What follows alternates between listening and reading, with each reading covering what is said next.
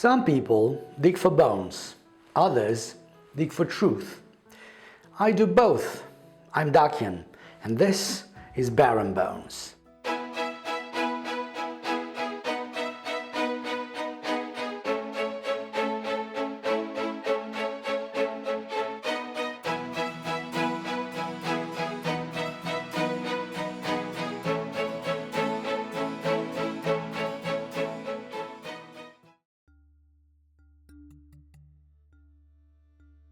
In the dust of fallen empires, guess what? The strangest stories survive. Let me ask you this. What would you do if your sister came home from a walk and said, "Hey, I found a dinosaur bone just up the hill"? Would you laugh? Call her crazy? Or would you change science forever? Because in 1895, that's exactly what happened to Franz Nopcsa. And he made that choice, which turned that part of Transylvania into the Island of Bones. Some people collect butterflies. The Nopcsas, they collected dinosaurs. Picture it. Nopcsa Castle, 1895. Franz was 18. His sister Ilona, sharper than anyone guessed, out for a stroll, spots something sticking out of the rock. Not treasure, not gold, something older, hungrier. She drags it home, and her brother, already obsessed with fossils thanks to Karl May's adventures, loses his mind. I mean, what did your sister bring home at 18? Exactly. So fossils were already his drug of choice. Within weeks, Franz uncovers vertebrae, teeth, and a skull from a creature no human eyes had ever seen. Telmatosaurus, a dwarf duck-billed dinosaur, his very first headline act. That's ground zero. That's how it all began. And here's the kicker. Without Ilona's walk, there would be no UNESCO Hațeg Geopark, no Dinosaur World Transylvania just 1 kilometer away from where Franz first got his hands dirty.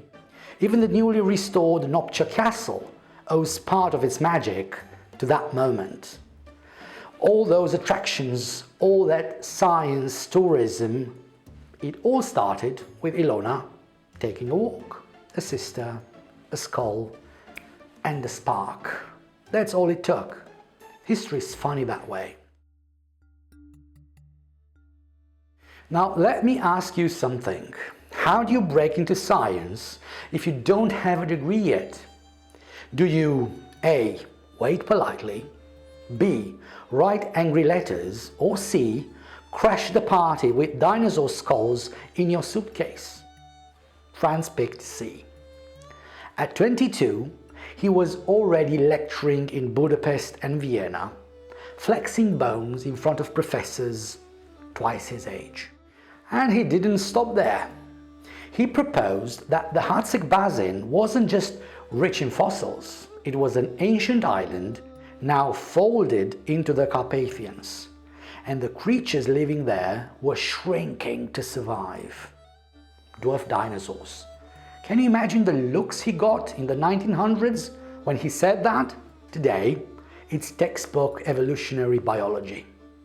Back then, it was borderline blasphemy. His very first scientific paper, published at the age of 19 in the Proceedings of the Imperial Geological Survey in Vienna, argued that the beds at St. Peterfalva were not Tertiary, but Cretaceous. He was right. The chief geologist of Hungary was wrong. His debut was a fight, and Nopcsa relished it. He even managed to secure, not entirely legally, exclusive digging rights. So when the Austrian Academy lost interest, the fossils stayed with him. The credit too. By then, the path was carved. Franz Nopcsa would be a paleontologist. By 22, he stood before the Hungarian Geological Society with the skull of Telmatosaurus. The chief geologist had to publicly admit he was wrong. 24 hours later, Nopcsa lectured in Vienna. His rise was meteoric, his enemies inevitable. Here's what came out of the Hațeg Basin thanks to Nopcsa. Telmatosaurus transylvanicus, the very first duck-billed dinosaur of Transylvania.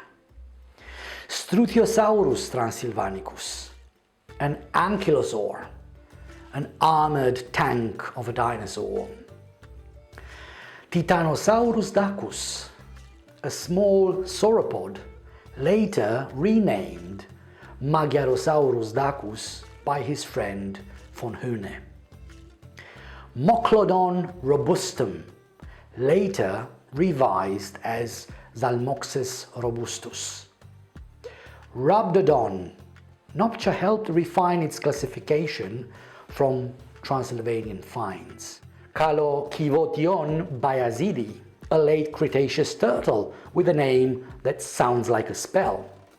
Plus, crocodilians and pterosaur remains he studied but didn't name, including huge flying reptiles that haunted the Hațeg skies. Think about that. That's an entire lost world. And Franz wasn't just pulling bones out of the ground.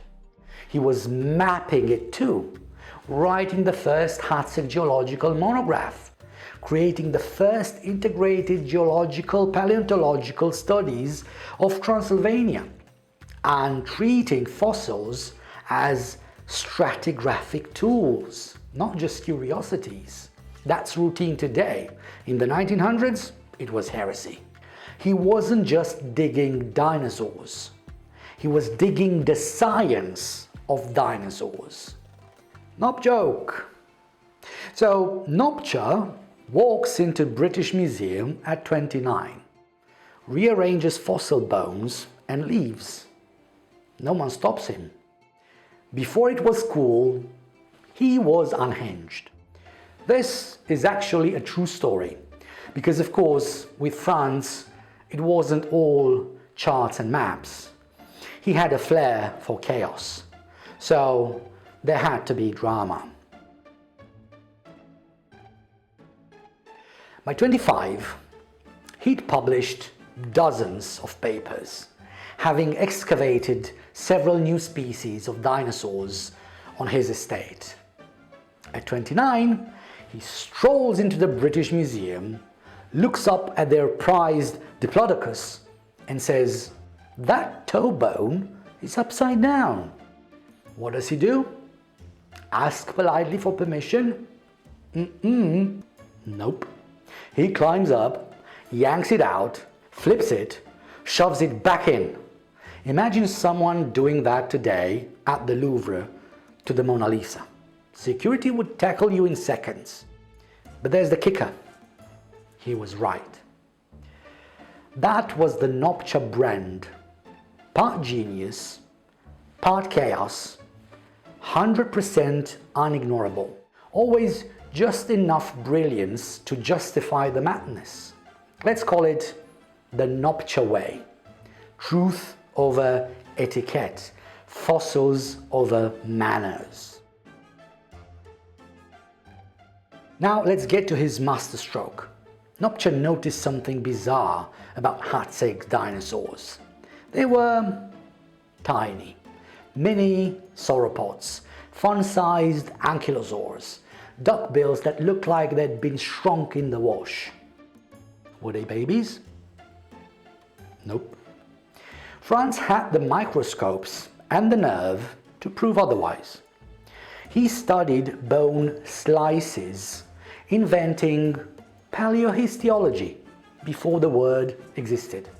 He sliced fossil bones under microscopes, checking growth patterns to prove those dinosaurs weren't babies, and showed they were fully grown. That's next level science. That's CSI Jurassic Park? His answer? Island dwarfism. Evolution in miniature. Big animals shrinking because resources were scarce. The Hațeg Basin, he argued, was once an island, an ancient lost world where nature rewrote the rules. Today, it's widely accepted as the island rule. That's real science. He got there first. But back then, it was dismissed as another one of the Baron's eccentricities. And yet, look at the science today. He was right. Again. So next time you see a Komodo dragon or hear about elephants shrinking on islands, remember, a flamboyant Transylvanian baron cracked that code before anyone else. And the proof? You can see today. Go to Hateg, walk the Geopark trails, step into Dinosaur World, visit the newly restored Nopcsa Castle in Săcel. The fossils are still there. The story is alive. And remember, subscribe, watch closely. The clues have been there all along. Here's the part I love most. Franz didn't just measure or describe bones. He told stories, drew behavior from fossils. He asked questions no one dared. How did dinosaurs move? Fight, mate, flirt? Did they care for their young? He imagined lives. He built worlds. He founded Paleobiology decades before the word existed. He was basically fan-fictioning dinosaurs before Jurassic Park made it cool. But unlike Spielberg, he was 100 years ahead. He gave lectures in 4 languages, published like a man possessed. But he was never just a scientist. He was a performer, a storyteller, a heretic, a rock star before rock stars existed, a baron among bones. So answer me this: what makes a scientist? A degree? A lab coat? Or a sister digging in the dirt?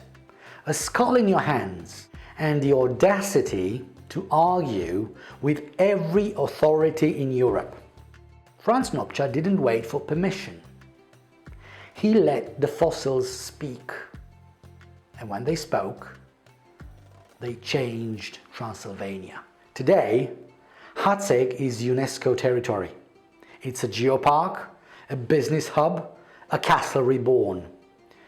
The land of Hateg is now more than just a valley. It's a living museum.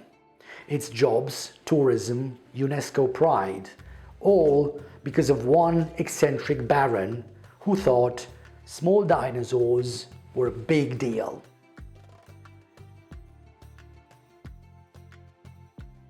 Next time, a strange family, dark secrets, and the inspiration for Batman. Sounds interesting enough?